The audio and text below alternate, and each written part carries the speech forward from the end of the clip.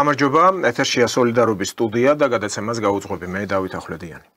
ჩვენი დღევანდელი გადაცემის სტუმრები არიან სამოქალაქო აქტივისტი და თავისუფალი ტრიბუნის დამფუძნებელი პაატა აბულაძე და პარტია სოლიდარობა მშვიდობისთვის პოლიცაბჭოს წევრი პოლიტოლოგი გიორგი ირემაძე. მოგესალმებით, მადლობა რომ გვეწვიეთ სტუდიაში. ევროპარლამენტი აკეთებს ახალ განცხადებას და ამ სტრუქტურის Facebook გვერდზე არის გამოქვეყნებული ეს ინფორმაცია. Პირდაპირ ციტატა არის ამ განცხადების. საქართველო ვერ შეუერთდება ევროკავშირს მანამ, სანამ მისი მთავრობა ავტორიტარულ კურსს არ შეიცვლის. გარდა ამისა, კეთდება ბრიტანეთის საელჩოს მიერ, საქართველოში მოქმედი ბრიტანეთის საელჩოს მიერ გაკეთებული განცხადება, რომელსაც უკვე ეხმაურებიან ხალხის ძალიდან და პირდაპირ სუვერენული სახელმწიფოს შიდა საქმეებში ჩარევა დაფასებენ. და არც ხრება ეს ბრიუსელში გაჩენილი თავის ტკივილი საქართველოსთან მიმართებით ბრჭყალებში. ანუ მათ აწუხებთ საქართველოს სუვერენული არჩევანი, დამოუკიდებელი გეზი ქვეყნის მშენებლობისადმი და პერმანენტულად მთელი ერთი წლის განმავლობაში მოძღვრავენ და კვლავ გრძელდება ასეთი მიდგომა. მეტიც მაგალითად ქართული ოცნების წარმომადგენელმა კახი კალაძემ საქართველოში ევროკავშირის ელჩის გაწვევაც კი მოითხოვა, ანუ გავაგდოთ ეს კაცი აქედან, გულისხმობდა ხერჩინსკის. მოდით ბატონო პაატა თქვენით დავიწყოთ. ეს განცხადება, რაც ახლა გაკეთდა ევროკავშირის მიერ, ევროპარლამენტის მიერ. მათ Facebook გვერდზე დაიდო. თუ კი ჩვენ მივდივართ ევროკავშირისკენ და არაერთხელ უთქვამთ ეს, რომ ასრულებენ ყველა იმ პარამეტრებს, რაც ამ სტრუქტურაში გასაწევრიანებლად ქვეყანა სჭირდება და არაერთხელ იყო მზად, თუმცა უსამართლოდ დაიჩაგრა და ბრიუსელი ასეთ განცხადებას აკეთებს.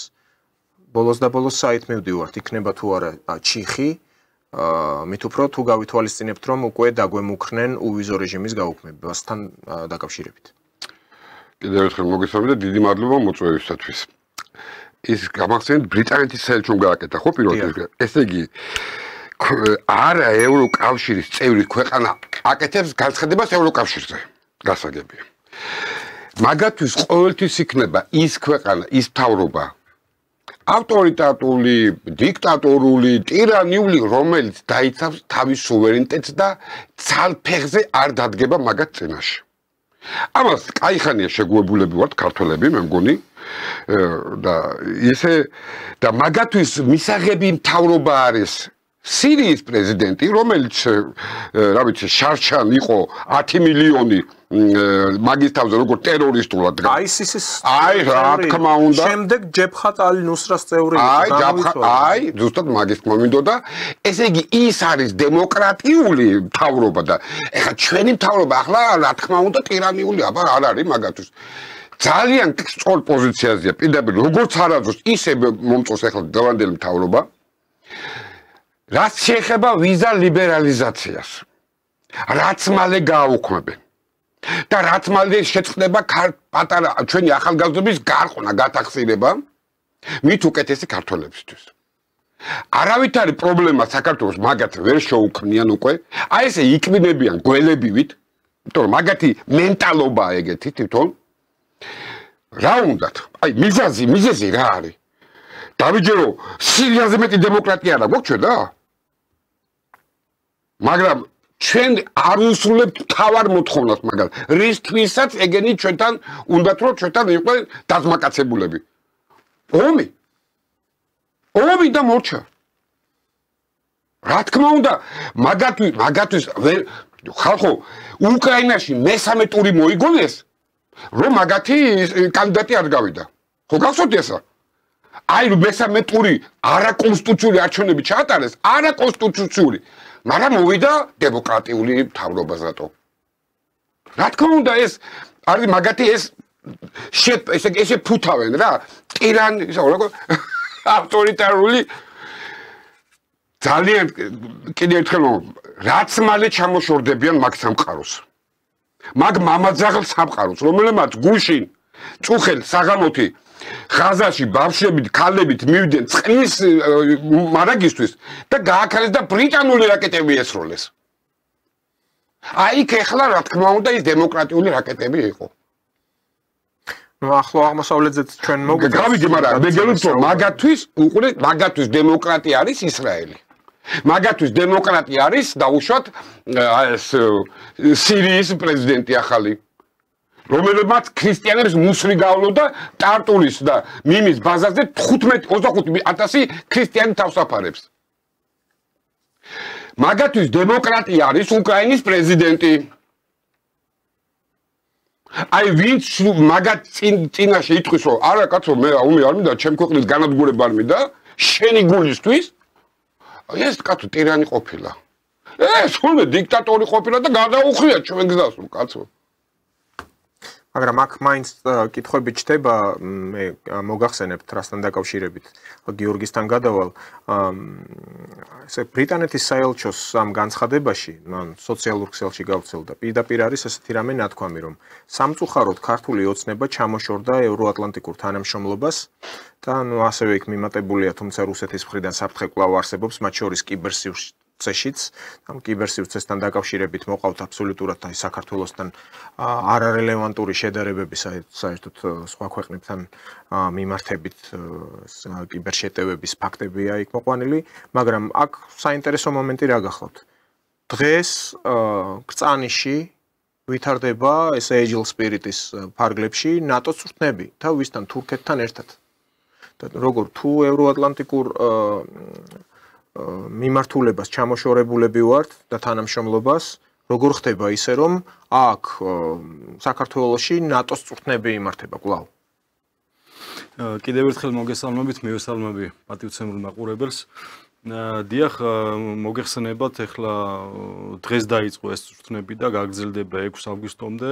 ნუ ეს მსგავსი წვრთნები საქართველოს ნატოს წვრთნები, ნუ დღეისათვის არის ასე ვთქვათ შეერთებული შტატები, საქართველოს მხრის გარდა მონაწილეობს შტატები, ასევე თურქეთის ტერიტორიაზეც არის ეს წვრთნები და ნუ სამწუხაროდ ძალიან ასე ვთქვათ ისეთი ამ კონფლიქტების ფონზე ძალიან სახიფათო არის მსგავსი წვრთნების ჩატარება დღეს საქართველოში და ეს არის იმის ფონზე ტარდება, როდესაც ნუ იგივე აზერბაიჯანსა და სომხეთს შორის იქ რაც ხდება ახლა ირანსა და ისრაელს შორის და რა თქმა უნდა რუსეთსა და უკრაინაში რაც ხდება ხო იქ და რეგიონში ეს დაძაბული ვითარება როდესაც არის გასაგები არის რომ დასავლეთიდან არის წნეხი, თუმცა ხელისუფლებამ უნდა გააკეთოს ყველაფერი, რომ მაქსიმალურად შორს იყოს მსგავსი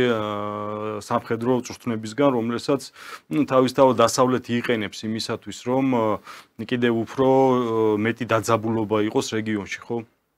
და ამიტომ უნდა ვიყოს ძალიან ფრთხილად ამ ხრივ და აქვე მინდა ვთქვა, რომ წეგან საუბრობდით ევროკავშირიდან და ასევე ბრიტანეთიდან ესეთი ხისტი განცხადებები, რომ თითქოს ასე ვთქვათ, ნუ წნეხი არის ეს ჩვენ კარგად გვესმის საქართველოს ხელისუფლების მიმართ, იქიდან გამომდინარე, რომ ბოლო წლებში მით უმეტეს პარლამენტმა მიიღო ისეთი კანონები, რომელიც მიუღებელი არის აი ლიბერალური, მილიტარისტული დასავლეთისთვის, ბრიტანეთისთვის, შეერთებული შტატებისთვის და ევრობიუროკრატიისთვის, ხო? და ძალიან ასე ვთქვათ, მოზომილი და შესაბამისი განცხადებებით პასუხობენ საქართველოს ხელისუფლების წარმომადგენლები, მათ შორის ბატონი ირაკლი კობახიძე, ბატონი კახი კალაძე, ასევე შალვა პაპუაშვილი, რომელმაც განაცხადა, რომ იგივე ევროკავშირის ელჩი, რომელიც მფარველობდა და ამართლებდა მოლოტოვის კოქტეილის მსროლელებს, ნუ ალბათ იგულისხმება 2003 წელს, როდესაც პარლამენტზე იყო შტურმი. ეს ევროკავშირის ელჩი ამართლებდა, ესე იგი, მოლოტოვის კოქტეილის მსროლელებს და აქედან გამომდინარე, ნუ ხალხშიც აი ეს ყველაფერი, რასაც აკეთებენ დასავლეთის ელჩები, ხალხში უკვე დამკვიდრდა ასეთი ტერმინი პროევროპული ძალადობა რა, ასეთი ტერმინი დამკვიდრდა უკვე და ეს ბუნებრივიც არის ხალხის რეაქცია ამ ყველაფერზე, ხო? და ჩვენ უნდა ვივარაუდოთ, რომ უახლოეს მომავალში ლოგიკური იქნება, რომ საქართველოს ხელისუფლებამ ეტაპობრივად შეცვალოს საგარეო კურსი და მაგალითად დაიწყოს დიალოგი რუსეთის ფედერაციასთან, რაც აუცილებელია ჩვენი ქვეყნისთვის ეგზისტენციალური საკითხი არის და სასიცოცხლო მნიშვნელობა აქვს და აქ მინდა აღვნიშნო იმასთან დაკავშირებით, რომ ეს ხელმოწერები, რომელიც სოლიდარობა მშვიდობისთვის კონკრეტულად ჩვენი პარტიის საერთაშორისო მდივნის მამუკა ფიფიას ინიციატივით იქნა ასე ვთქვათ დაარსდა ასე ვთქვათ კონფერენცია გაიმართა 7 მაისს და დაარსდა თავისუფალი ტრიბუნა, რომელიც გამოდის ინიციატივით, რომ დაიწყოს საქართველოსა და რუსეთს შორის პირდაპირი დიალოგი და ამ ეტაპზე ხელმოწერებს თქვენ იცით რომ ხელმოწერებს ვაგროვებთ უკვე 2 თვის განმავლობაში და სამწუხაროდ ეს საიტი manifest.eg, რომელზეც ძალიან პრობლემები შეგვიქმნეს, ესე იგი თითქმის 21 დღე იყო გათიშული ეს საიტი, შემდეგ უკვე პეტიცია გათიშეს, ჩვენი საიტი ჩაერთო, მაგრამ ჩვენი პეტიცია გათიშეს და შესაბამისად ასე ვთქვათ, ასეთი ბარიერები იქმნება, თუმცა მიუხედავად ამისა, მოსახლეობის მხრიდან არის ძალიან დიდი აქტივობა. დღეისათვის 82000-ზე მეტი ადამიანი დარეგისტრირდა და ხელი მოაწერა ამ პეტიციას, შესაბამისად მომხრე არის ორ ქვეყანას შორის დიალოგისა. ამის გარდა ჩვენ ვაგროვებთ ბლანკებზე ხელმოწერებს საქართველოს თითქმის ფაქტიურად ყველა რეგიონიდან მოდის ხელმოწერები და ჩვენ უახლოეს ხანებში გავაკეთებთ განცხადებას იმასთან დაკავშირებით, რომ მიმართოთ საქართველოს ხელისუფლებას, რომ დაიწყოს პირდაპირი დიალოგი, იქიდან გამომდინარე, რომ ეს არის მოსახლეობის დიდი ნაწილის ნება.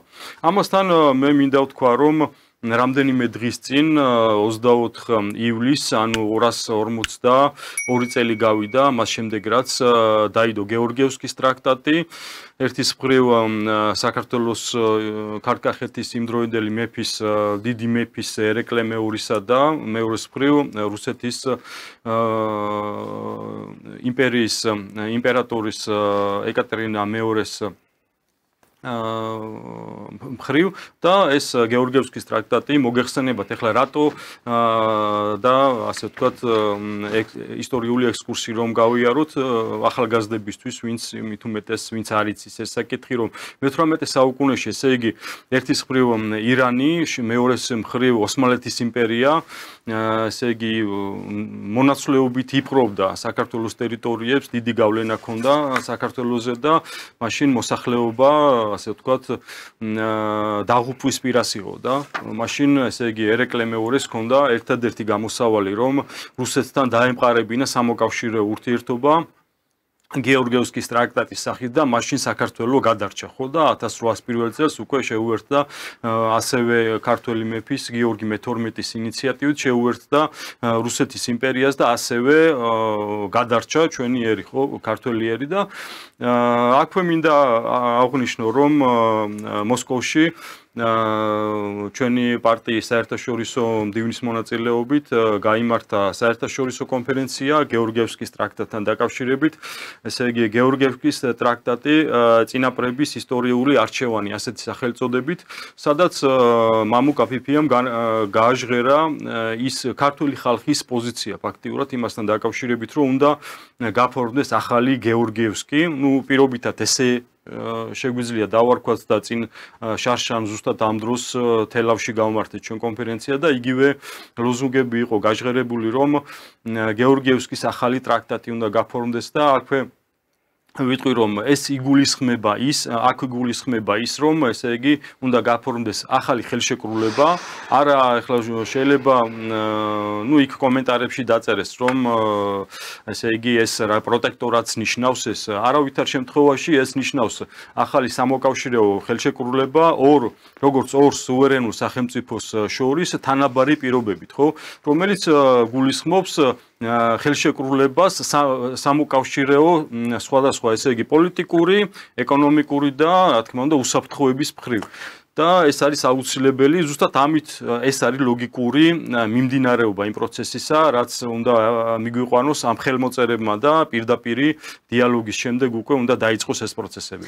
კი ბატონო. ბატონო დავით, შეიძლება რაღაცა აი ეს დატოსთან სწავლებასთან ორი წამს დაგართვეთ, როგორც ქართული ოცნების დამფუძნებელი და მხარდამჭერი, რა თქმა უნდა.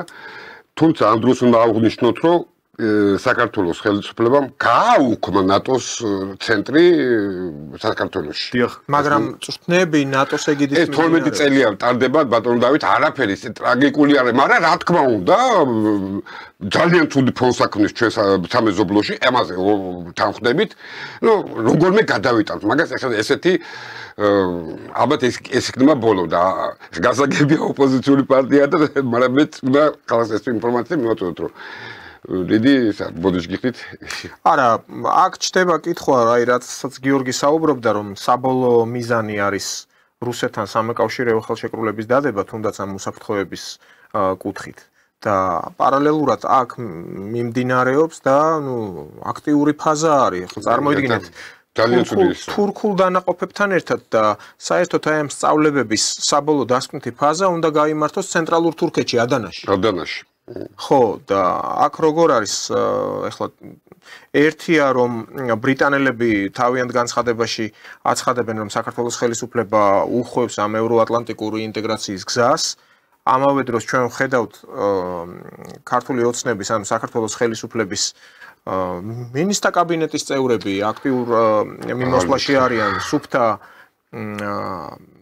თუნდაც აი ეკონომიკური კუთხით იყოს, მაგრამ ეს არის სწორედ დასავლურ მოედანზე თამაში.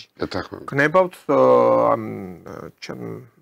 ეკონომიკის მინისტრი გაიმართა შეხვედრები იქ აზერბაიჯანის ლიდერთან, რომელიც საკმაოდ დაუპირისპირდა რუსეთის ხელისუფლებას. ახლა სარჩელსაც კი ამზადებს იმ ჩამოგდებულ თვითმფრინავთან დაკავშირებით. ხო და ეს როგორ ფიქრობთ თქვენ როგორ უნდა მოხდეს ამ ყველაფრის დარეგულირება? რუსეთს გასაგებია რომ თავის თავსატეხი აქვს უკრაინასთან მიმართებით და გნებავთ ახლა არასაბრძოლო მოქმედებები, მაგრამ ორ ფრონტზე ოპერირება საკმაოდ რთულია, თუნდაც ეს დიპლომატიური ფრონტი იყოს. ანუ იქ აგვარებდეს მედინსკი ჩადიოდეს და უკრაინელებს ხვდებოდეს და აქ რომ დადგეს საკითხი აი ამ რუსეთთან პირდაპირ დიალოგის დაწყების როგორ ფიქრობთ თქვენ მარტივი იქნება რუსეთისთვის თუ ჯერ სჯობს ეს უკრაინის საკითხი გაარკვიოს და მერე მიხედოს საქართველოს? უყურებთ მე ამას უყურებ როგორი თვალით იცით რას უკვეთავს საქართველოს მოსახლეობა? საქართველოს მოსახლეობაში, აი ზუსტად მაგ თემაზე მინდოდა მე სხვა ტელევიზიაში დავთქვი ეგა. საქართველოს თავრობა უყურებს, მას ეხლა ქართველი ხალხი, საქართველოს მოქალაქეების მეტი საყრდენი არ არსებობს. არა აქვს. იქ დასავლეთთან ჭხუბშია, რუსეთს ვერ ხედავს ამ ეტაპზე. აი ეს ვერ ხედავს და მორჩა. და მაგრამ ყველაზე დიდი საყრდენი ეხლა აქ მაქვს ქართველი ხალხის საყრდენი. ახლა მეკითხები ქართველ ხალხს. თუმცა საქართველოში გავრცელებულია ესეთი ნარატივი. რუსეთი კავკასიას არ დათმობს. ვეკითხები. ეხლაც ვკითხულობ, აი გამოდიან ექსპერტები, ძალიან ჭკვიანი სახეები, დაყენებული სახეები და რაღაც იგიჟებს ლაპარაკობენ, რუსეთი გაჭედილიაო რაღაც სულელები.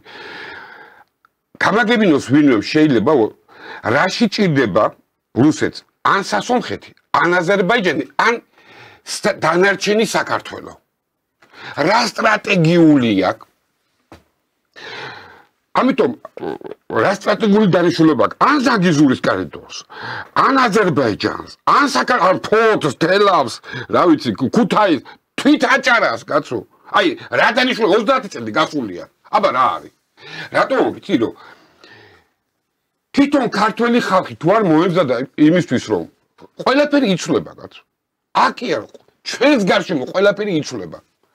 ის რუსეთი აღარ არის ის რომ აი პროლეტარებო შეერთდით და აი ეს რა ქვია რომ იცავდა ვიღაცებს და ამით სარგებლობდი და ქვეყნები აშენდა განსაკუთრებით ჩვენ თუ რამე შეიქმნა საქართველოში და გაკეთდა საბჭოთა წყობის დროს აშენდა და გაკეთდა.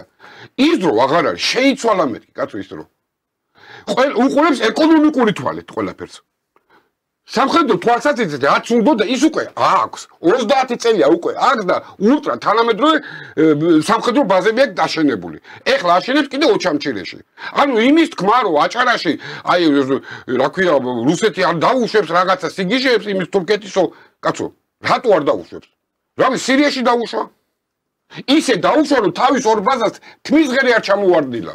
ვაფშე არ ჩამოვარდნილა. პირიქით ანუ თუ ვინმე სჭირდება და აგერ არის ჩვენი მეზობელი ლექსებს რო უძღვნის თვითონ ქართულ ხალხში აი ხა როგორ წარმოგიდგენიათ რომ ჩავიდეს კობახიდე მოსკოვში მე ლიბერალებს არ მაქვს ლაპარაკი თვითონ არალიბერალები გამოვარდებიან ქუჩაში საზოგადოება არ არის იმისთვის მზად რომ აი რასაც ახლა თქვენ მეკითხებით რომ აი თუმცა ეს რო დადგება ეს პროცესი ეს გარდაუვალი პროცესია ამას ახლა ვერც 3 მილიონი ქართველი ვერ გააჩერებს და ვერც აზერბაიჯანი და ის კიდე ის აგორებული რო აქვს ის ნარატივი თურქეთი ყავს პატრონატო და რა უნდა იყოს იმ თურქეთმა ომს დაუწყებს აზერბაიჯანის გამო რუსეთს ან როგორ აწვის იარაღს ან რაღაც სიგიჟებს რო ლაპარაკობენ კაცო ეს ექსპერტები თურქეთი ყავს რა ის პატრონი ყავს თურქეთი კაცო სახმელეთო აი გზა რაღაცით ხო უნდა დაეხმაროს როგორ უნდა დაეხმაროს ამიტომ ესე მარტივად არ არის რომ აი ესე ჩავიდეს ახლა ადგეს პრემიერმა და გაქანდეს და ჩავიდეს მოსკოვში საზოგადოება ვერ გაიგებს ჯერ აქ თვითონ საზოგადოება მოემზადოს კაცო აქ რომ ამის ეს გარდაუვალი პროცესი რო არის აი ეს მინდოდა მეთქვა რომ ის ხელისუფლება უყურებს ხალხის რეაქციას აი ახლა ხელმოწერები ორი თვეა მიდის კი ბატონო გვითიშავენ 28 დღე იყო გათიშული და არა 30 გვაკლებენ იმას მე რაღაცებს ვერ შეგიხარ პრობლემებს ქმნიან ასევე აი ეს ხელმოწერები რომ რელიგია შევიდეს ეკლესიაში რა თქმა უნდა იქნება პრობლემები კაცო აბა როგორ შეგიქნია ყველაფერი მაგათ ხელშია მაგრამ საზოგადოების იმასაც ვერ ხედავ რა არიქა და მიდი კაცო რატო იცი ყველა გეტყვის ერთამეს პატრონ დავით თუ მიხვიდე ქართველთან არა ლიბერალთან ქართველზე გეუბნებით ლიბერალი ქართველი არის მაგათ ნაცია არ აქვს არც ქესი აქვს და არაფერი არ აქვს მაგათ რო უთხრა რუსებს უნდა დაველაპარაკოთო კითხო რუსეთი მტერია უნდა დაველაპარაკოთო სანამ ამაში ვთქვა მაშინ ის როგორც შენ თუ ამ ნარატივს ავცელებ ამ ქვეყანაში რუსოფობიულს ის დაგელაპარაკება მოცემულებას გაუწევს ის რუსეთი ანგარიში და მიგიღებს ისეთ როგორიცა ხარ რუსოფობიული ქვეყანა ეკონომიკურად გინდა აქვს მობრძანეთ ტასფანდური გინდა ჩვენთან აგერა კაცო მობრძანეთ სცენებს დაგეთვალთ აი უსაფრთხოება რაც შეეხება და ტერიტორიულისა აი ყავთ პატრონი ხა თურქეთი და მიგხედავთ ეგა ის დრო აღარ არის მეთქი მაგის თქმა მინდა კაცო თვითონ საზოგადოება არ არის ამისთვის მზად ხან ახლა ვფიქრობ ხოლმე ახლა ამ ხელმოწერებზე აი ახლა აი გამოვარდა დღეს აი მაგის პირდაპირ თქვენ კითხვას ცეს პასუხს გამოვარდა დღეს პარლამენტარი ეს წვერებიანი ბიჭი რო არის კაცო ყოჩლებიდან გოგულაძია თუ რაღაცა გვარი აღარ მახსოვს წავიდა და დასხო ოთარ ფარცხალაძის ხალხო ვაფშე წარმოდგენა აქ ვინ არის რა საქმეს აკეთებს იქა თანაოდ ეროვნული ინტერესებს ეწინააღმდეგება სად არის ეს კამერა მიყურებს ხო შენო იცი საერთოდ რა საკეთებს რა საქმიანობს ეს კაცი აქ რომ ბომბები არ წვივა და აქ რომ რაღაცა იცი რამხელა საქმეს აკეთებს გიდ მამუკა და გიდ ოთარ რა ებიჯო მიხედეთ თქვენ აგერ რუსთაველზე ყავთ ბოკერიები და ნუ გადიხარ ამ უმაღლეს ლიგაში მოთამაშეებთან იყავი შენთვის კაცო ესეთი ტრანზიტულად შემოვლენ ქართულ ოცნებაში გამოიხედებენ ყველაფერს ამ ციკეთებს და მე გარბიან ფანჩოტოში მე რუსთაველზე მიტინგზე ხედავ ხოლმე მაგ ხალხს და როგორ ხდება ისე რომ ეს ხალხი ქართულ ოცნებაში გადავირია რა ვიკრავთ რა მოკლედ აი ამ ხალხს აი ვიწებავთ რა მოკლედ მიხედები და ეროვნულ ინტერესებს რომ თანაც ეროვნულ ინტერესებს წინააღმდეგ მოქონო აი ამიტომ გარტყმაში არ არის რა ხდება ჩვენს გარშემო და ამ კაც რამხელა ღვაწლი მიუძღვის რომ დღეს აქ შენ აი პურს რო აღარ მინდა რა არა მაქვს ამის უფლება ვილაპარაკო რა თორე დააბრეხო რა თქვი ცოტა კორექტულად ან შეეკითხე ხელმძღვანელობას კაცო როცა რაღაცას იტყვი ხოლმე წამოროშავს. გოლიშვიხი ჩემი ემოციისთვის კიდევ ერთხელ რა. და გიორგი, ამ კონტექსტში ჩვენ რაზეც ახლა ვსაუბრობთ, ვახსენეთ რომ ნატოს წვრთნები მიმდინარეობს საქართველოში, ამავე დროს რუსეთს თავისი პრობლემები აქვს უკრაინის ომის მოგვარებასთან დაკავშირებით, ის გამოდის აცხადებს ყოველ შემთხვევაში რომ სურს ომი დაასრულოს, თუმცა იმ პირობებით, რომელსაც თავად წაუყენებს დასავლეთს და იმ ქვეყანათა გაერთიანებას, რომლებიც უკრაინას უჭერენ მხარს. რაც ასე ჩანს.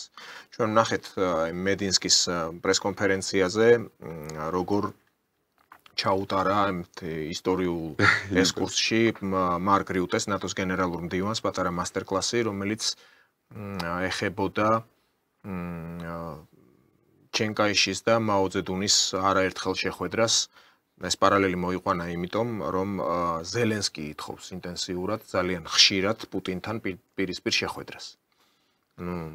მოსკოვში მას გასცეს არაერთხელ პასუხი, რომ სხვათა შორის რუსები თავად ახლა ამბობენ, რომ პუტინმაც თქვა ის, რომ ის შეხვდება ამ ზელენსკის, ოღონდ შეხვდება მას მერე, რაც საბოლოო ჯამში ყველაფერი იქნება შეთანხმებული. იმ პოზიციებით, რასაც ითხოვს რუსეთი. ანუ თავად ამ შეხვედრაში რაიმე პრობლემას ვერ ხედავენ. ზელენსკის რატომ უნდა ეს შეხვედრა, ხო გასაგებია თავის პატრონების მიმართ უნდა რომ აჩვენოს თავისი რეიტინგი, რომ მას კვლავ დაეყრდნონ, მას კვლავ გადმოუგზავნონ ის თანხები, რასაც ითხოვს, ახლა ბოლოს ქონდა მოთხოვნა კიდე 6 მილიარდზე თუ არ მეშლება. და აი ამ ვითარების ფონზე გახსოვთ თქვენ ალბათ ეს კაცი, მეთიუ ბრაიზა, ამერიკელი დიპლომატი, რომელიც სააკაშვილის დროს კურირებდა კავკასიას სახელმწიფო დეპარტამენტში, ამბობს ასეთ რაღაცას, რომ საქართველო კრიზისშია, ის აღარ არის ევროპული ქვეყანა, ის ევროპისა და შეერთებული შტატებისთვის სულ უფრო და უფრო ნაკლებ საინტერესოა რუსეთის ორბიტაზეა გადართული. ახლა თქვენ როგორ ფიქრობთ, ახლა ეს ოპოზიცია, ქართული ოპოზიცია, სულ ამას ამბობს, რომ ქართული ოცნება არის რუსული მთავრობა, აგერ ბრაიზა იძახის, რომ რუსულ ორბიტაზე ვართ გადართულები, ვართ კი რუსულ ორბიტაზე გადართულები? თუ კი ამ თქვენ ხელმოწერებთან დაკავშირებით გექნებათ პრობლემები, ეს საიტი პერმანენტულად ჩერდება. გარდა ამისა, საქართველოს ხელისუფლება არ იწყებს დიალოგს რუსეთთან. თან არაერთხელ აქვს გაცხადებული, რა შემთხვევაში დაიწყებს დიალოგს. ეს იქნება, რუსეთის მიერ არის ოკუპირებული ჩვენი ტერიტორიები, ეს საკითხი რო გადაწყდება, მხოლოდ მაშინ შეიძლება რაღაც მოხდეს ამ დიალოგის თვალსაზრისით. იცით რა არის, ამ ბოლო კითხვიდან დავიწყებ. და აქვე დავამატებ, რომ ესე იგი ჩვენ რო პრობლემები შეგვიქმნეს ამ საიტთან დაკავშირებით, ესე იგი ეს რომ არ ყოფილიყო, დაგეგმილი იყო 100,000 ხელმოწერის შეგროვება, ხოლო ამ საიტზე და პარალელურად რა თქმა უნდა იქ ბლანკებზეც ვაგროვებთ. დღეისათვის არა 82,000-ზე მეტი იქნებოდა, არამედ დაახლოებით 150,000 იქნებოდა. არის იქ საშუალება რომ დაფიქსირდეს და 150,000-ზე მეტი მხოლოდ ერთ საიტზე, ეს არის ძალიან დიდი ციფრი და ამას დამატებული ბლანკები, არ ვიცი ახლა შეიძლება 200,000 გადაცდეს მთლიანად ხო დიალოგის მომხრეების და ხელმოწერების მონაწილეობის რაოდენობა და ეს მიუთითებს იმაზე რომ თან მით უმეტეს მაშინ როდესაც ჩვენ ასე ვთქვათ აი ამ პირობებში ვაგროვებთ ხელმოწერებს ხო ეს იმას ნიშნავს რომ საქართველოს მოსახლეობის ძალიან დიდი ნაწილი მე არ დავასახელებ ახლა აბსოლუტური უმრავლესობა რაც დაფიქსირდა წინა გადაცემაზე თქვენ გახსოვთ ბატონო დავით რომ ჩვენ აქ ჩავატარეთ გამოკითხვა და ვინც დარეკა ესე იგი იქიდან 92% მომხრე არის დიალოგისა ეს იმას ნიშნავს რომ ძალიან დიდი ნაწილი მოსახლეობისა არის დიალოგის მომხრე და მე ისიც მესმის რომ ხელისუფლება არის წნეხის ქვეშ და არ არის მარტივი ამ პროცესის დაწყებისა მაგრამ ხელმოწერები რასაც ჩვენ დავამთავრ როცა დასრულდება ეს პროცესი ჩვენ დავინახავთ რომ ესე იგი მოსახლეობა მხარს უჭერს ხელისუფლებას ამ ხრივ რომ დაიწყოს დიალოგი რა და ესე იგი ეს არის აუცილებელი და მოთხოვნა ხალხისა და იმედია რომ ხელისუფლება გამონახავს რესურსს იმისათვის რომ ეს პროცესი დაიწყოს.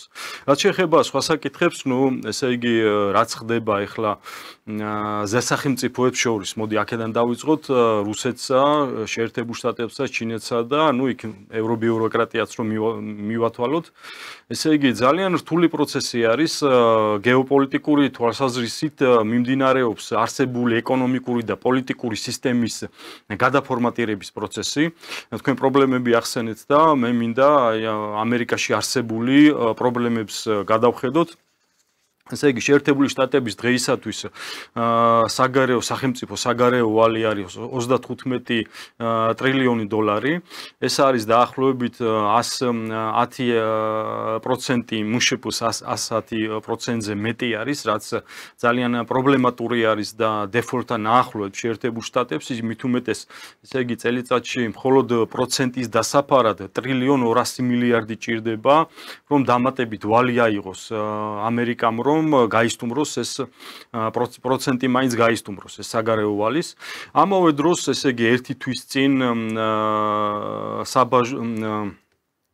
ესე იგი საფონდო ბირჟის ერთ-ერთი ინდექსი იმდენაზე დაეცა რომ S&P 500 თუ არ ვცდები ტრილიონი დოლარი დაკარგეს ერთ კვირაში რა საფონდო ბირჟებმა, ანუ ეკონომიკა მიდის ძალიან ასე ვთქვათ სწრაფი ტემპებით უკან მიდის ეკონომიკა, მათ შორის აი შეერთებული შტატები ხომ მიდის საუბარი რომ უკრაინის მომარაგება მიარაღიც და ამ დროს ერთ-ერთი ყველაზე გიგანტი, როგორც შეერთებულ შტატებში ითვლება სამხედრო წარმოებისა, ესე იგი მოგების 80%-ით დაეცა მისი მოგება რა, რომელიც F-35-ებს აწარმოებს რა. მისი მოგება დაეცა 80%-ით. ანუ ძალიან სერიოზული კრიზისში არის შეერთებული შტატები და იგივე ეხლა საგარეო ვალი საქართველოს რამდენი აქვს საგარეო ვალი? ხო ვთქვით შეერთებულ შტატებს 110% მუშპ-ს. საქართველოს საგარეო ვალი მუშპ-სთან მიმართებაში არის 24%. ანუ სად 110%, სად 24%, ხო? საქართველოს გაცილებით უკეთეს მდგომარეობაში არის, მაგრამ ჩვენ მაინც ასე ვთქვათ კრიტიკულად ვაფასებთ უფრო მაღალი მაჩვენებელი ჭირდება მოსახლეობას, მაგრამ შედარებით ამერიკასთან აი ესეთ სიტუაციაა და ეხლა რუსეთში რა ვითარება არის სამხრივ, ესე იგი ეკონომიკური ზრდა ყოველწლიურად იზრდება, ეკონომიკური ზრდის მაჩვენებელი, ამავე დროს მიუხედავად იმისა, რომ კონფლიქტი მიდის, იქ არის ესე იგი ჩანაცვლება იმპორტის ამიშენიას რაც ეძახიან იმპორტის ჩანაცვლება ადგილობრივი წარმოებით ეს აქტიურად მიდის და ამავე დროს ახლა ჩინეთში დაგეგმილი ვიზიტი ვლადიმერ პუტინის ვიზიტი ჩინეთში აგვისტოს ბოლოს რომელიც იგეგმება ამაზე ახლა ტრამპს ისეთი პოზიცია აქვს რომ მისთვის არის ასე თქვა ძალიან არასასურველი რომ ესე იგი რუსეთმა რომელიც არის შეერთებულ შტატებზე სამხედრო თვალსაზრისით ბევრად ძლიერი ამ ეტაპზე ძლიერი არის ხოლო მეორე მხრივ ჩინეთი რომელიც ეკონომიკური თვალსაზრისით მაგალითად ეკონომიკის ანუ მშპ-ს მაჩვენებლით ასე ვთქვათ უფრო წინ არის ჩინეთი და როდესაც ჩინეთი და რუსეთი გაერთიანდებიან ესე იგი ამერიკას და კოლექტიურ დასავლეთს ძალიან სერიოზული პრობლემები შეექმნება ხო აქედან ამას უკავშირდებოდა სავარაუდოდ ის 50 დღიანი ულტიმატუმი რაც ნუ მათ შორის უკრაინაზეც გადის ხო ის ასე ვთქვათ გავლენა ამ ულტიმატუმისა უკრაინაზეც გადის და დღეისათვის რა ხდება უკრაინაში ესე იგი ზელენსკის რომელმაც მიიღო რადას მიაღებინა ის კანონი, რომელიც ანტიკორუფციული ბიუროს დამოუკიდებლობას ზღუდავს და ანუ იმორჩილებს ამ კორუფციაზე ზეგავლენის ბერკეტებს, ამას მოყვა ის, რომ მათ შორის ევროპაშიც გამოიწვია ამან უკმაყოფილება, მათ შორის ის ურსულა ფონ დერ ლაიენმა განაცხადა პირდაპირ, რომ ახსნას ითხოვს ზელენსკისგან. ესე იგი, დასავლეთიც ცდილობს, რომ ესე იგი მოიშოროს ზელენსკი, მაგრამ რა დგას ამის უკან სავარაუდოდ ზალუჟნით უნდათ რომ ჩაანაცვლონ და შემდეგ უკვე თქვან რომ აი უკრაინას ესე იგი ლეგიტიმური პრეზიდენტი ყავს და აი მაშინ მოხდეს შეხვედრა რუსეთსა და უკრაინას შორის და აქედან გამომდინარე თავის პირობებს წაუყენებენ. ანუ ეს არის ბრიტანული სქემა არის, რომელიც მე ვფიქრობ რომ ვერ იმუშავებს და რუსეთს ვერ მოატყუებენ ამით რა. ნუ შესაძლოა, მაგრამ აი უკრაინასთან მიმართებაში ბატონ პაატასაც ვკითხოთ, თქვათ, იმყოფებოდა იქ არაერთხელ, ნუ უკვე აქეთ რუსეთის მიერ მიერთებულ ტერიტორიებზე ჩახედულია იქ სიტუაციაში. თქვენ როგორ ფიქრობთ ახლა, ნუ გასაგებია რომ ეს ზელენსკი ფიქრობს რომ გაიგრძელოს რაიმენაირად თავის ეს ლეგიტიმურობა, პოზიციონირებს. Am ცდილობს რომ ამ დასავლელ პარტნიორებს მოაჩვენოს თავი რომ მას კიდე იქ ბევრი ეკითხება, თუმცა აი როგორც გიორგი აღნიშნა, სერიოზული უკმაყოფილება გამოიწვია იმ ნაბიჯმა, მის რეიტინგსაც დაარტყა, სადაც მოითხოვა ამ კორუფციის მაკონტროლებელი ორგანოების ორი სტრუქტურის, ასე ვთქვათ, გაუქმება. დიდი ამბებია, ახლა უკვე ცდილობს რომ აი ამ კრიტიკის შემდეგ რაც წამოვიდა იგივე ამ ევრობიუროკრატების მხრიდან რამდენიმე ევროპულმა ქვეყანამ მათ შორის პოლონეთმა, აი შვედეთი უკვე ვახსენე, შეწუხდნენ ამით. მაგრამ აქ იკვეთება ერთი რამ, ზელენსკი ამას ერთ პიროვნულად არ გააკეთებდა, რომ არა მისი გარემოცვა, რომელიც ათეთრებს და ესეთი ჟარგონი რო გამოვიყენოთ, ხერხავს ამ ფულს, რაც მოდის დასავლეთიდან. ან ძალიან დიდი ფული იშოვეს. ხლა თუ იმასზე გავამახვილებთ ყურადღებას რომ არც მეტი არც ნაკლები მაია სანდუს აბრალებენ 24 მილიონის აორთქლებას. ნუ დასავლეთი ამბობს რომ ეს რუსული პროპაგანდის ნაწილიაო. ხლა ზელენსკი სადაც მილიარდები შევიდა ამ ომში და ახლა ცდილობს რომ გააუქმოს ეს მაკონტროლებელი ორგანოები, ლაპარაკი წავიდა რომ საერთოდ ამოვაგდოთ ეს ქვეყანა ევროკავშირში გაწევრიანების კანდიდატებიდან. ან საერთოდ რა ესაქმება ასეთ ქვეყანას ევროკავშირშიო. თქვენ როგორ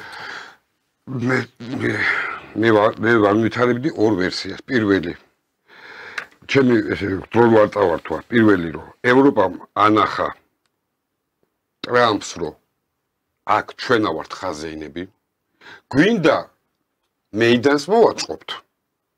და სოროსის ეს ვინც გამოვიდა ახლა ეს ორი დღეა, ეს სოროსისტები, ესე იგი არ აღელვებთ 2 მილიონი დახოცილი, არ აღელვა ეს TCK-ს ძალით მიყვანილი ხალხი, არ აღელვა რაიონები და ქალაქების ესე დაკარგვა, აი ამერიკული ანტიკორუფციული სამსახურის გაუქმებამ თუ რაც მიიღო, ეს წითელი ხაზი ყოფილა თურმე და გამოვარდა ესე იგი ინგრევა უკრაინა. ის რომ ტრაგედია რაც ტრიალებს, ეს არაფერი კაცო. ეს ერთი და მე მაინც გონია რომ ეს არის ურსულა ფონ დერ ლაიენის დაგეგმილი აქცია. ესე უყურებ მე ამას. იმიტომ რომ ტრამპი ამბობს, იარაღი გინდათ მიაწოდოთ. მე არ მივაწვდი. იარაღი გინდათ მიაწოდოთ. აგერა მაგ იყიდეთ და მიაწოდეთო. თუ გავითვალისწინებთ დღევანდელ რეიტინგს ტრამპის ამერიკაში. დაცემული აქვს სხვათა კატასტროფულად დაცემულია 36%-მდე ან ანტირეკორდია ახლა ყველაზე დაბალი რეიტინგი. აი ზუსტად მაგის თქმა მინდა. ეს იმიტომ ტრამპს უნდა რომ შეტენოს, ხო, ვითომ ვერ მოიცილებს. გამოიწ 50 დღე მისცაო. მე მეორე ვერსიას მომფრო 50 დღეში. ეს მგონია რომ 50 დღეში შეცვლის ხელისუფლებას. აბა ეს ის ვადაა, უნდა შეცვალოს, რომ ლეგიტიმური ხელისუფლება უნდა იყოს, ვინც მოლაპარაკებაზე დაუჯდება მეორე მხარეს. არაერთხელ განაცხადა რუსეთის პრეზიდენტმა, კაცო.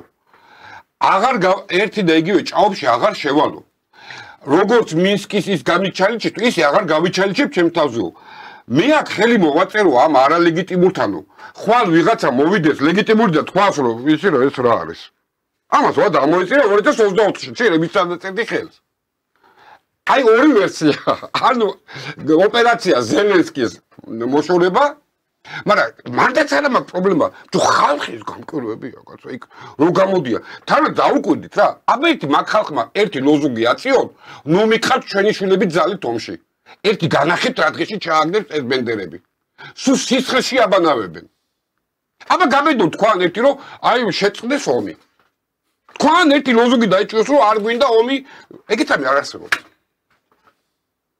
იმდენად არალოგიკური, აი დაჟიმეთ გეტყვა, იმდენად ზნედაცემული აქციაა რა. გასაგებია რომ ესე იგი იმდენად იმართება გარეთ, სხვათა შორის. აი ეგ რო არა ვართ ჩვენ ბრიტანელებისთვის, იმიტომაც ვართ ტოტალი, როგორ თქვა იმან მამაძაღლმა, ავტორიტარული რეჟიმი. იმიტომ ჩვენ არა ვართ ზელენსკის ისა. რაც შეეხება, მაინც ხელმოწერებზე, მინდა ეს იმდენად სტრატეგიული თემა, მინდა ამოვწურო და გითხრათ, უყურეთ. ამ საზოგადოებისთან, აი მაინც მინდა რომ ჩვენებსა და ხელისუფლებასთან ცოტა მხარი დაუჭირო, რომ უყურეთ. ამ საზოგადოებასთან, რომელიც 2 კვირის წინ ყვიროდა, რატო არ გამოასახლეო, კაცო, რატო არ აი ტრაგედია რო დატრიალდა. რატო არ გამოასახე კალაძე ატრიალეს ყველა ბრუნვაში. ეხლა საერთოდ მე არაფერი შუაში არ არის. საერთოდ ყველაფერი დასკვნა აქვს, სამხარაულის ყველაფრის, კადრები, ყველაფერი ნახა საზოგადოებამ, რომ ეს არის ავარიული. ნახე რა შვებაო კაცო. ნახე როგორ ასახლებსო. აი ამ საზოგადოებასთან როგორ წარმოგიდგენიათ, რომ ადგეს ხელისუფლება და წავიდეს და დაიწყოს ლაპარაკი. თვითონ საზოგადოებაში გეუბნებით მეთქი. საზოგადოებაშია პრობლემა. რასაც საზოგადოება დაუკვეთავს, ისე გააკეთებს ეს ხელისუფლება. მას მეტი გამოსავალი არ არსებობს. მას პატრონი არ აყავს. უბრალოდ არ აყავს. ეხლა დღეს საქართველოს პატრონია როგორც ეგეთი. აი ის თქვა მინდოდა ზუსტად რა. არაფერი ბატონო, იმ უკრაინაშიც. კიდე აქაც ვამოვდი, ყველა ეთერში ვამოვდი. არც ერთ მტკაվել მიწას. ის ბლეკბლოკი ხო გავიდა, იქ რო იყიდა და რაღაცები. ხო დაიმშვიდობა, რომ უკრაინას არაპერსპექტიულია უკვე და გავიდა. ყველაფერი იცის უკვე. ერთი მტკაველი მიწას არ დაუთმოს არავის რუსეთი. ეს არის გამორიცხული თემა. კიდე გეუბნებით, ისე მოლაპარაკებები იქნება, რაც არ უნდა მოილაპარაკონ. რაც არ უნდა თავდაყირად ადგეს ეს დასავლეთი, რაც არ უნდა იქ მეიდანები აწყობოს თავის სოროსისტებით. პროცესი მიდის სულ სხვაგან. ესე ეს. ამას წყალი არ გაუვა. ადრე ეხლა აქეთ გადმოვიდეთ. ადრე თუ გვიან.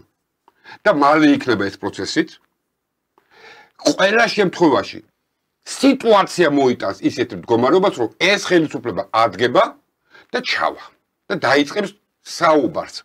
იმიტომ რომ აფხაზეთშიც ახლა ინფორმაციები გვააკეთება, სხვათა შორის აფხაზეთში დრონები რო შემოფრინდა. საგარეო საქმეთა მინისტრი გაცხადებას რატო არ ვაკეთებთ? რა აღარ არის ჩვენი ტერიტორიები? ჩვენს ტერიტორიაზე შემოფრინდა უკრაინის დრონები. სად არის ნოტა? საგარეო საქმეთა მინისტრო. არ უნდა გააკეთოს გაცხადება? ეს რა არის?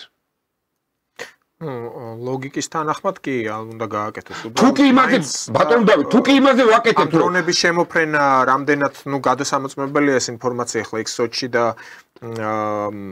ადლერში თუ არ მეშლება, სოჩში იყო კი იქ ერთი ადამიანიც დაიღუპა, მაგრამ თავად აფხაზეთთან დაკავშირებით ახლა არ ვიცი რომელი სააგენტოები ავრცელებენ, მე არ გადამოწმებია რომ არ მოვიტყუო. ეხლა ვინახეთ ინტერტასი და დიახ. ხო, თუ მოხდა ასეთი რამე, თუ მათ დაფიქსირდა, ვფიქრობ რომ ალბათ თბილისის მხრიდან გასაკეთებელი იქნება ეს განცხადება. ესე იგი აეროპორტი რო გახსნეს, იმაზე გამოვარდა საგარეო საქმეთა მინისტრი და დაგმო სოხუმში. და ის უკრაინის დრონები რო შემოვიდა, სხვათა შორის საზღვართან შემოვიდა, საჰაერო სივრცე დაარღვია ყოველ შემთხვევაში. ამაზე ჩუმათავართ. რას ველოდებით? სხვათა შორის ეს აბსოლუტურად გეთანხმებით ბატონო პატა და სხვათა შორის ზუსტად ეს განცხადება შეიძლება გაეკეთებინა, მაგალითად თავდაცვის მინისტრის მოადგილეს, რომელმაც ახლა 21 ივლისს მიიღო მონაწილეობა რამშტაინის ონლაინ კონფერენციაში. და იქ შეეძლო, რომ თქვა, აი ეს უკრაინასთან დაკავშირებით კონფერენცია იყო. ვიცი. და იქ შეიძლებოდა ამის გაჟღერება, ხო? და მათ შორის ამ კონფერენციებშიც არ არის მიზანშეწონილი საქართველოს მონაწილეობა მიიღოს, მათ შორის სხვათა შორის შეერთებულ შტატების თავდაცვის მინისტრს არ მიუღია მონაწილეობა. რა თქმა უნდა, უყურეთ, აქ ყველაზე თავი რა არის, რომ ჩვენ მესამე ზობლოს მიარგეუნები აზერბაიჯანს და სასოფხეთს. ამას მიხედავს კაცო ჩინეთიც და ირანიც და რუსეთიც. ეგ თემა დამთავრებულია. რაღაც ილუზიებში რო არის და რაღაც სიგიჟებს რო ავრცელები. თბილისს დაბომბავენ, აზერბაიჯანს დაბომბავენ, რატო რო ვეკითხებ, რატო აი არ ვიცი რა. მაგრამ ის რომ შენ სამეზობლოში შენ მხარე ხდები იმისი, ვისთანაც ცხელომშია ჩაბმული და შენ ამას აწყობ აქა, ანუ განცხადებას აკეთებ რა, ამით რომ მე აი შენი მტრების მხარესა ვარ რა. მე მაინც გონია რომ ეს ალბათ იქნება ეს რაღაცა ალბათ ხო არის რაღაცები, როცა რაც ჩვენ არ ვიცით, არ ამგონია დღეს საქართველოს ესეთი ნაბიჯი გადაედგას.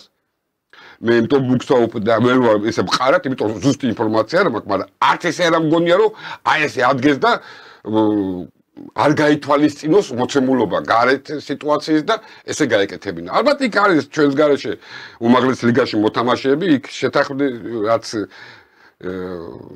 ალბათ მე მივხვდებით ისეთ თქმაც მინდა და ალბათ ესე იქნება, თორე არ ამგონია დღეს რომ დღეს იმ სიტუაციაში იყოს საქართველოს, რომ აი ეს ახლა მიხეილ სააკაშვილი ორი დაიწყოს რა, არ ამგონია, მართლა არ ამგონია. ალბათ მე რომ ვკითხები არ გავაკეთებდი.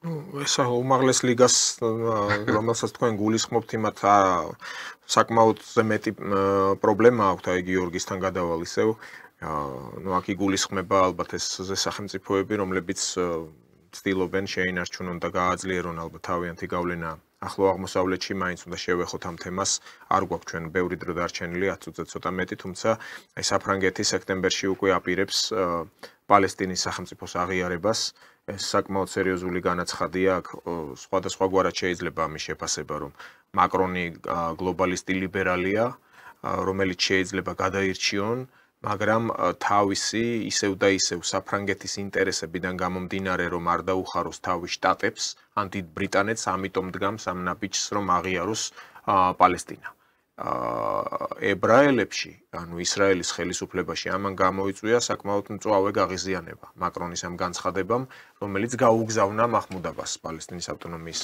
ხელმძღვანელს ეს დევს უკვე ქსელში არის აი გიორგი თქვენ როგორ ფიქრობთ ეს რაზე მიუთითებს ანუ ახლო აღმოსავლეთი არის საკმაოდ მნიშვნელოვანი თუ კი იქ რაიმე ხდება ჩვენზეც ისახება ირიბულად არ პირდაპირ თუმცა საკმაო გავლენა აქვს ახლო აღმოსავლეთში მოხდა რამე.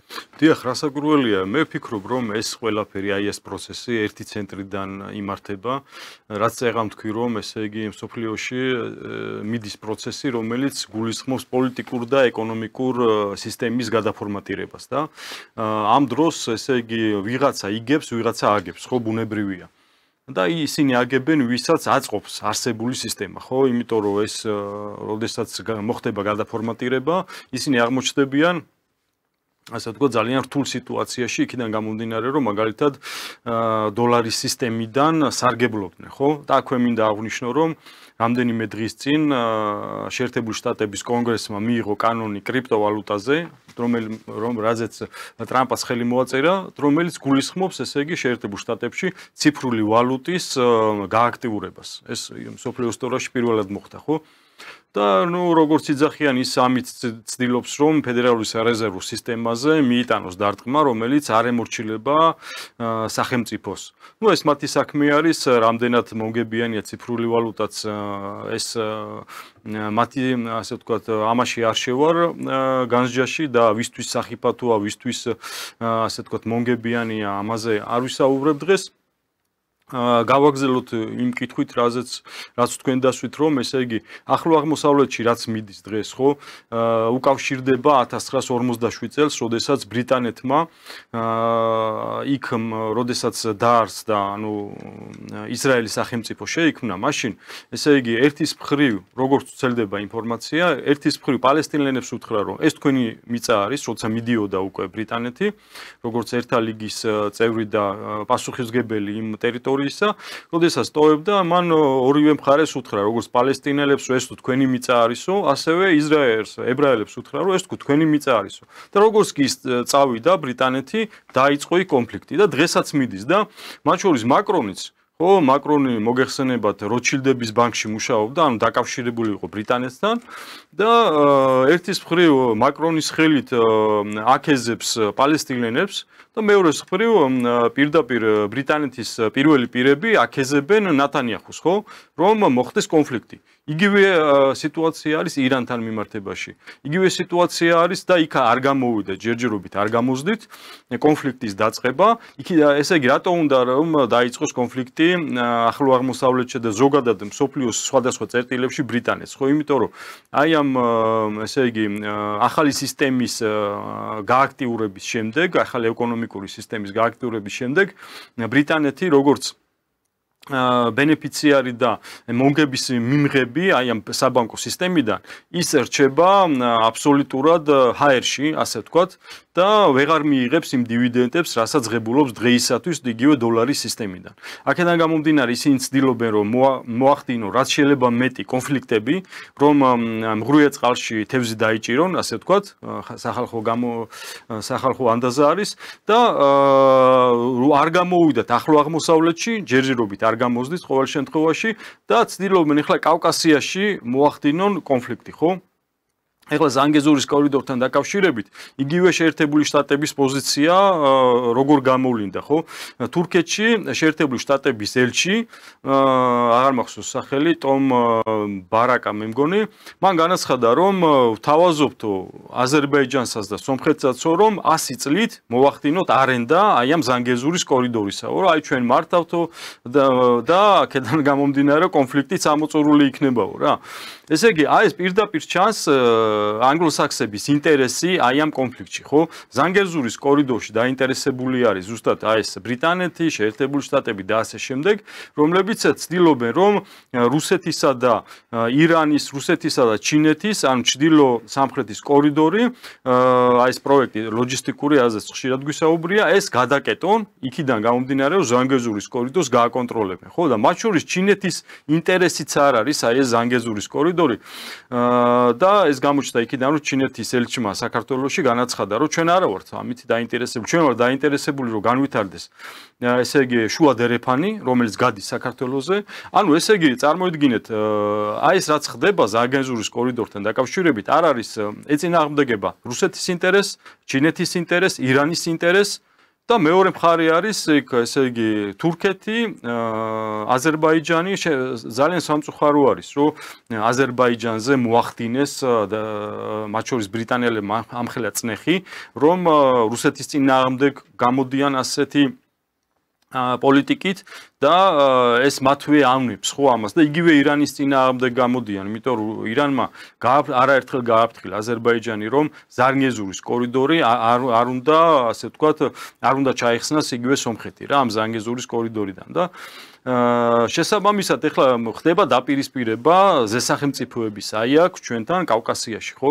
და ეს არის ძალიან სახიფათო, იმიტომ ვახსენე წეღან, რომ აი ეს იგივე აღარ მინდა ხა გამეორდე, მაგრამ იგივე წრთნები არის ძალიან სახიფათო და მე აბსოლუტურად კიდევ ძალიან ბევრჯერ მithქვამს, რომ მხარს უჭერთ მეც ჩვენი პარტიაც ხელისუფლებას აი ამ მშვიდობის პოლიტიკისა და მადლობელია ხალხი, რომ აი ამ კონფლიქტების დროს საქართველოს შეინარჩუნა აი ეს მშვიდობის პოლიტიკა და იმეც გამოვთქვათ, რომ ესეც გაგრძელდება და მოვახერხებთ იმას, რომ აი ეს ძალიან რთული პერიოდიც ასევე ერთობლივი ძალებით გავიაროთ და ძალიან დიდი იმედი გვაქვს ამისი და ნუ იმას დავამატებ, რომ ერთადერთი აი აქედან გამოსავალი არის ის, რომ საქართველოს დაიწყოს პირდაპირ დიალოგი რუსეთთან და რომელიც არის რეგიონში ერთადერთი უსაფრთხოების გარანტი, ხო? აი ეს არის ერთადერთი გამოსავალი აი ამ რთული სიტუაციიდან.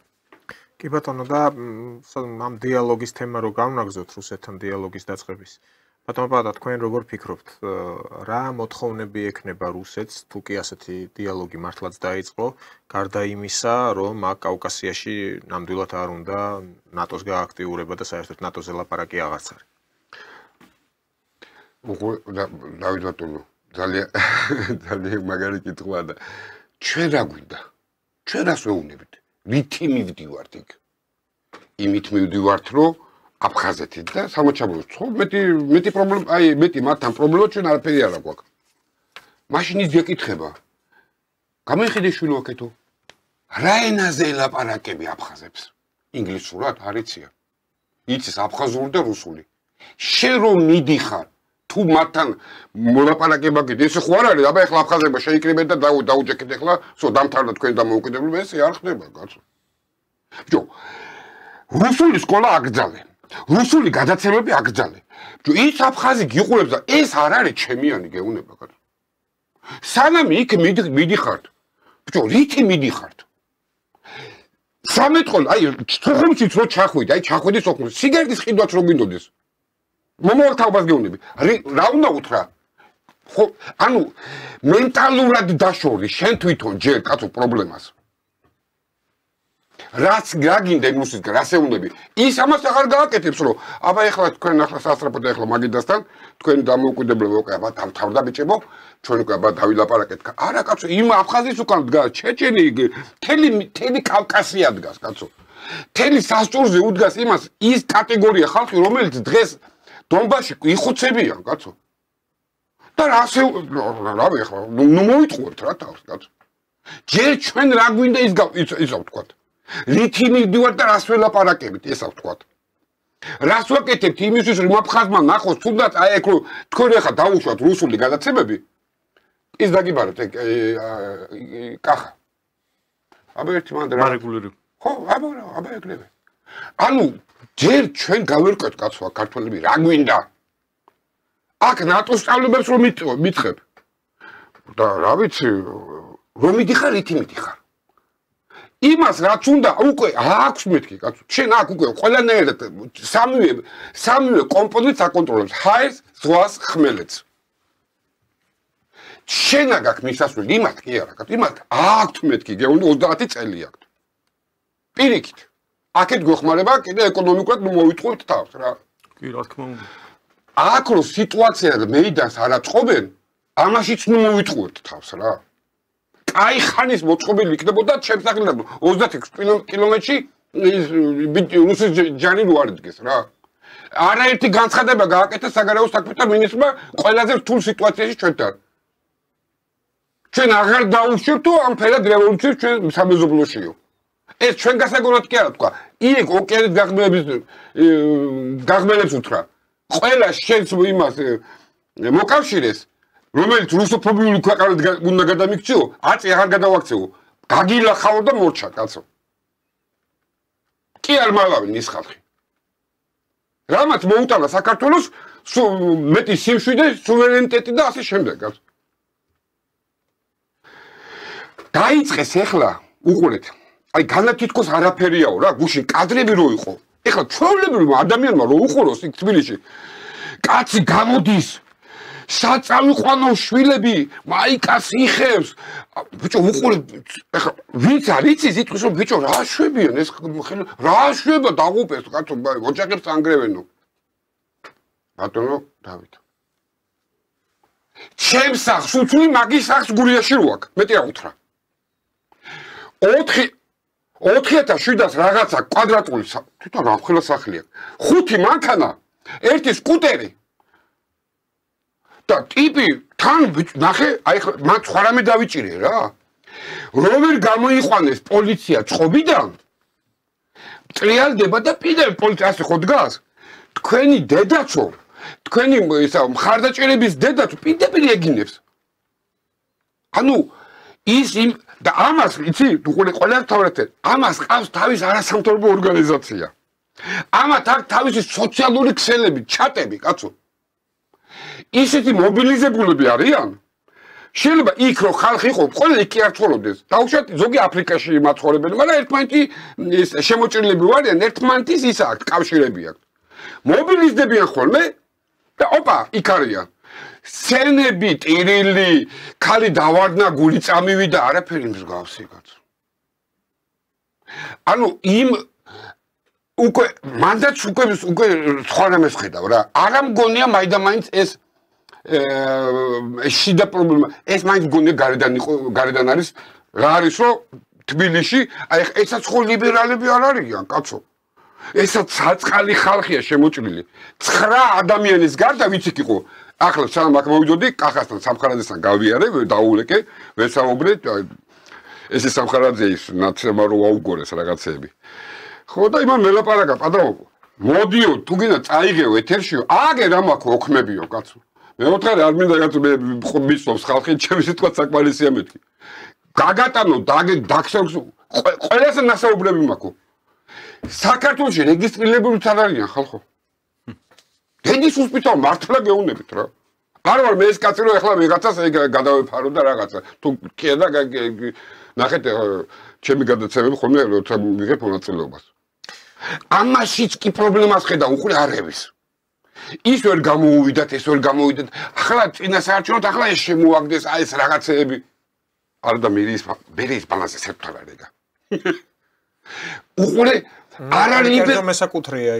არა ლიბერალური მხარე აკრიტიკებს უკვე ხელისუფლებას, რატო იცი? რატო არ გამოასახლეო, კაცო, მაინც კაცი უნდა მოკვდესო? როგორო კაცო, გამოვიდა კალაძე, კაცო. გამოუტანა კანონი, არ მაქვს კონსტიტუცია მაქვს, აკრძალული კერძო საკუთრებაში შესულაო, კაცო. ეს ხალხი ორი კვირის მერე გამოვარდა და ნახეო, კაცო, როგორ გამოყავს ძალითო. და აი ამ სადუგოდებასთან როგორ ფიქრობთ? აი ის ხელისუფლება მას არ უყურებს? იქნება ჩვენ ჩამოვყალიბდეთ პირველი მეთქი რომ უფრო იმ რუსეთში რო წავიდეს, რას ვეუნებით, კაცო? იმ აფხაზს რას ეუნები რომ მიდიხარ, რას ეუნები? ის გინდა რაც რუსთაველზე ხდება, არ უნდა, კაცო, მაგი რო არ უნდა იერახს მოკიდა ხელი, კაცო. და შემოგაკლა თავი. აი ეს რუსთაველზე რო ხდებოდა და გათხოვილ კაცო, ტაში უკრავდით.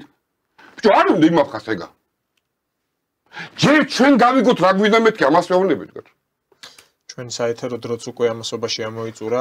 მე მადლობას მოგახსენებთ სტუდიაში სტუმრობისთვის და ტელემაყურებელს შევახსენებ ჩვენი სტუმრები იყვნენ სამოქალაქო აქტივისტი და თავისუფალი ტრიბუნის დამფუძნებელი პაატა აბულაძე და პარტია სოლიდარობა მშვიდობისთვის პოლიტსაბჭოს წევრი პოლიტოლოგი გიორგი ირემაძე.